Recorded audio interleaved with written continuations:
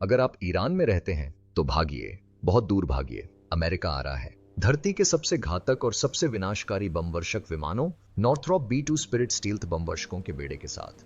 अगर ईरान और हूतियों का नेतृत्व बातचीत की मेज पर नहीं आता है तो परमाणु बम जल्द ही ईरान और हूतियों के कब्जे वाले यमन में नई खतरे की घड़ी बन सकते हैं। ये सिर्फ झांसे, सिद्धांत या योजनाएं नहीं हैं। अमेरिकी बमवर्षक पहले ही उड़ान भर चुके हैं और अब मध्य पूर्व में हैं।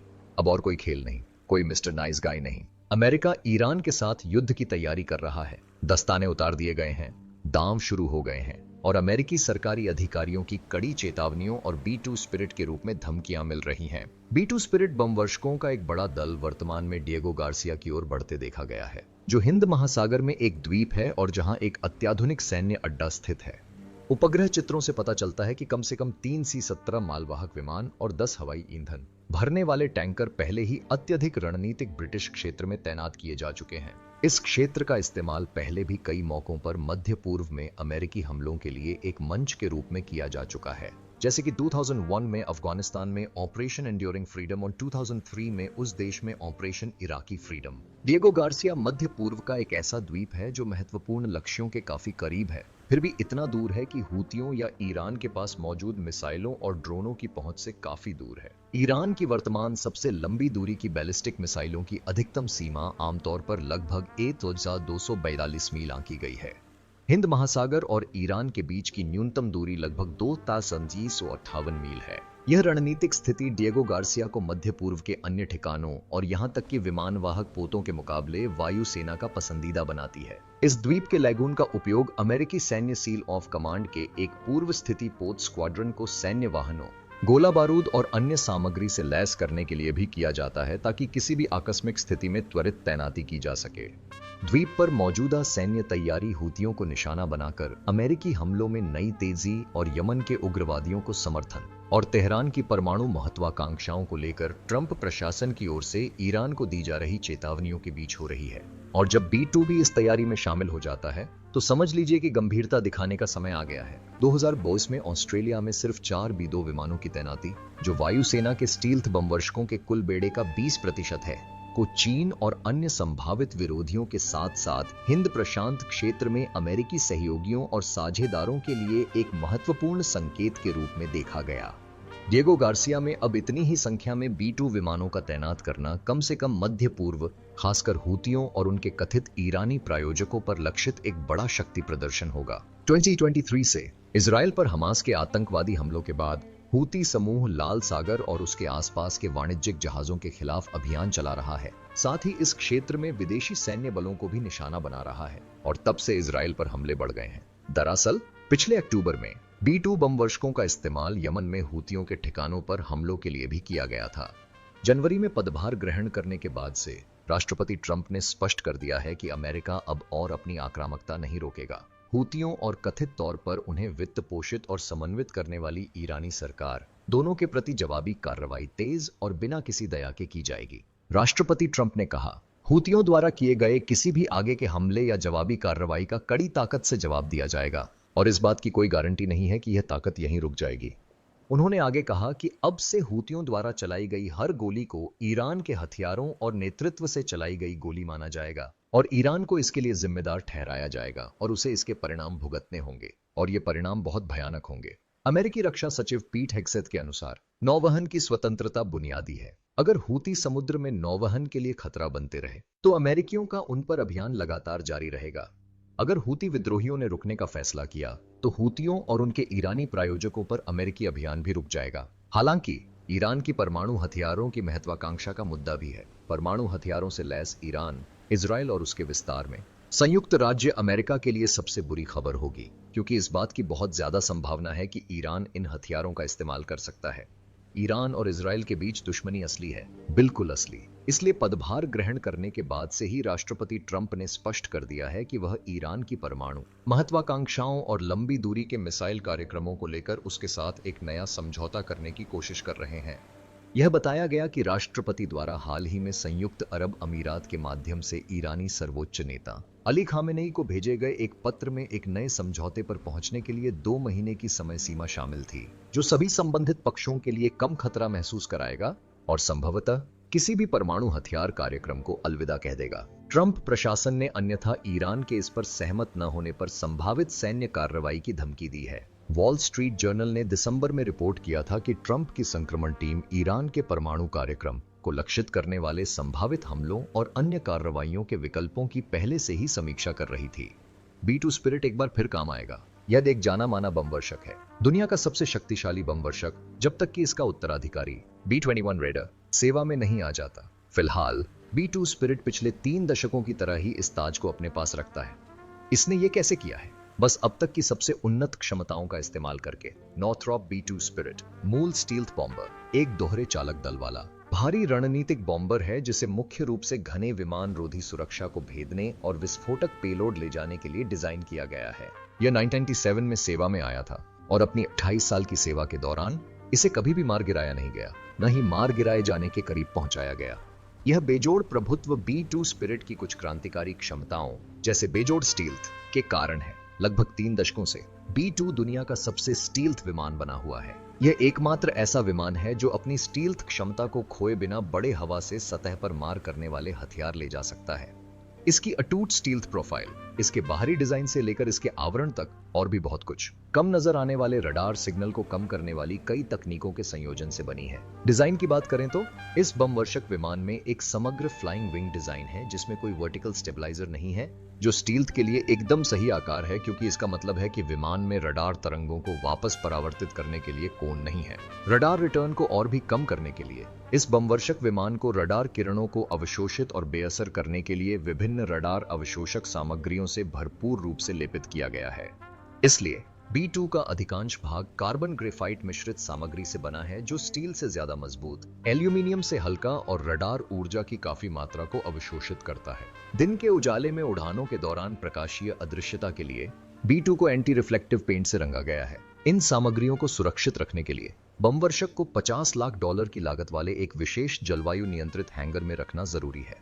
इसका निचला हिस्सा गहरा है क्योंकि यह 50,000 फीट तक की ऊंचाई पर उड़ता है और उस ऊंचाई पर एक गहरा धूसर रंग आसमान में अच्छी तरह घुल मिल जाता है। ऐसा अनुमान है कि इसमें ऊपर की ओर उन्मुख एक प्रकाश संवेदक लगा होगा जो पायलट को आकाश की बदलती रोशनी के अनुसार ऊंचाई बढ़ाने या घटाने के लिए सचेत करता है। B2 के इंजन गर्मी को छिपाने के लिए धड़ में गहराई में दबे हुए हैं, जिससे तापीय पहचान के लिए उपकरण उपलब्ध होते हैं। इन सभी सुविधाओं के साथ B2 का रडार क्रॉस सेक्शन लगभग 0.1 वर्ग मीटर का है, जो सबसे उन्नत विमान रोधी सुरक्षा प्रणालियों के लिए भी अदृश्य है। यह बमवर्षक 600 से 900 मील दूर दुश्मन के हवाई क्षेत्र में बिना किसी पहचान के घुसकर महत्वपूर्ण लक्ष्यों को नष्ट कर सकता है। कोसोवो, इराक, अफगानिस्तान और लीबिया में अभियानों के बावजूद अदृश्य B2 बमवर्षक पर कभी कोई मिसाइल नहीं दागी गई है।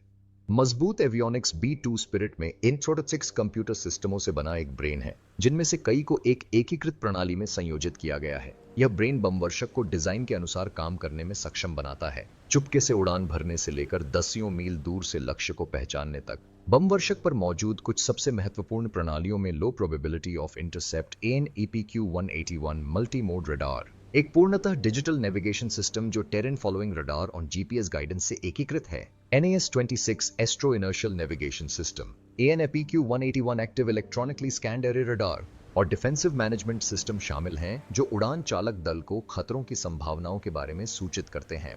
सुरक्षा और खराबी का पता लगाने के लिए B2 के अधिकांश एवियोनिक्स के साथ एक ऑनबोर्ड परीक्षण प्रणाली जुड़ी हुई है, ताकि हजारों पुर्जों और उपभोग्य सामग्रियों के प्रदर्शन और स्थिति की निरंतर निगरानी की जा सके। ये एवियोनिक्स और प्रणालियां मिलकर B2 को दुनिया भर के किसी भी अन्य बमवर्षक विमान की तुलना में अधिक बुद्धिमान, अधिक संवेदनशील और अधिक प्रभावी बनाती हैं। घातक आयुध B2 स्पिरिट में आयुध और पेलोड के लिए 2 आंतरिक खंड हैं। दोनों बे कुल मिलाकर 50,000 पाउंड का भार ले जा सकते हैं, जो पूरे शहरों को तबाह करने के लिए पर्याप्त है। इस पेलोड में परमाणु और पारंपरिक हथियारों का मिश्रण शामिल है, जिसमें 80-500 पाउंड श्रेणी के बम, 36 से 25 पाउंड श्रेणी के बम, 16 2000 पाउंड के MK-84 या GBU-31 श्रेणी के बम, सोलन परमाणु बम, कई सटीक हवा से सतह पर मार करने वाली मिसाइलें आदि शामिल हैं। वास्तव में B2 स्पिरिट एकमात्र ऐसा विमान है जिसे GBU-57 BM massive ordnance penetrator बमों का संचालन करने के लिए प्रमाणित किया गया है। 30,000 पाउंड वर्ग का बम परम बंकर बस्टर है। यह ईरान में गहराई से दबे और गढ़वाले ठिकानों पर हमला करने के लिए एक अनोखा पारंपरिक ऑपरेशन प्रदान करता है, जिनमें से कई ईरान में हैं। इतने भारी हथियारों के साथ एंटी एक्सेस क्षेत्रों तक पहुंचने की क्षमता के साथ B2 एक अजेय परमाणु और पारंपरिक बमवर्षक है जो अमेरिका और उसके सहयोगियों के पक्ष में किसी भी संघर्ष को तुरंत समाप्त कर सकता है। अमेरिकी वायुसेना की इस बेजोड़ बमवर्षक शक्ति के बावजूद एक और नया, ज्यादा आधुनिक बमवर्षक विमान है जो B2 का उत्तराधिकारी है, B-21 रेडर। 21वीं सदी का बमवर्षक विमान B2 स्पिरिट जैसा ही है, बल्कि उससे भी कहीं ज्यादा है। इसे दुनिया का पहला छठी पीढ़ी का विमान माना जाता है और इसे स्टील्थ बॉम्बर तकनीक में और भी ज्यादा अमेरिकी प्रभुत्व के युग B-21 युग की शुरुआत करने के लिए डिजाइन किया गया है। B2 स्पिरिट के करियर के शानदार अंत के साथ B-21 रेडर उसकी जगह लेने के लिए तैयार है। यह एक बेहतरीन विकल्प भी है और इसमें ऐसी क्षमताएं हैं जो निश्चित रूप से अमेरिका और उसके सहयोगियों के पक्ष में जीत का पलड़ा भारी करेंगी। हम इन क्षमताओं पर थोड़ी देर में चर्चा करेंगे, लेकिन पहले इस नए बमवर्षक के बारे में कुछ जानकारी। B-21 रेडर एक वैकल्पिक मानवयुक्त बमवर्षक है जिसे लंबी दूरी के हमले, खुफिया जानकारी, निगरानी, टोही और इलेक्ट्रॉनिक युद्ध प्रणालियों के एक बड़े परिवार के एक घटक के रूप में विकसित किया जा रहा है। यह एक ऐसे कार्यक्रम का नेतृत्व करेगा जो समग्र रूप से अमेरिकी वायुसेना की क्षमताओं को महत्वपूर्ण रूप से बढ़ाएगा। यही लक्ष्य था जब वायुसेना ने 2010 के दशक की शुरुआत में इसका अनुरोध किया था। एक ऐसा बड़ा विमान जिसकी पेलोड क्षमता लचीली हो और जिसकी रेंज लगभग असीमित हो और जो दुनिया में कहीं भी अमेरिकी सेना की रक्षा कर सके, इच्छुक कंपनियों के लिए एक आवश्यकता थी। इस विमान की क्षमता इतनी ज्यादा थी कि 2010 के दशक की शुरुआत में इसकी औसत लागत $550 मिलियन प्रति इकाई थी। आज के हिसाब से यह $36 मिलियन होता है। $6 मिलियन का यह विमान भले ही किफायती न लगे, लेकिन यह वायुसेना द्वारा अब तक इस्तेमाल किए गए किसी भी लड़ाकू विमान से ज्यादा महंगा है।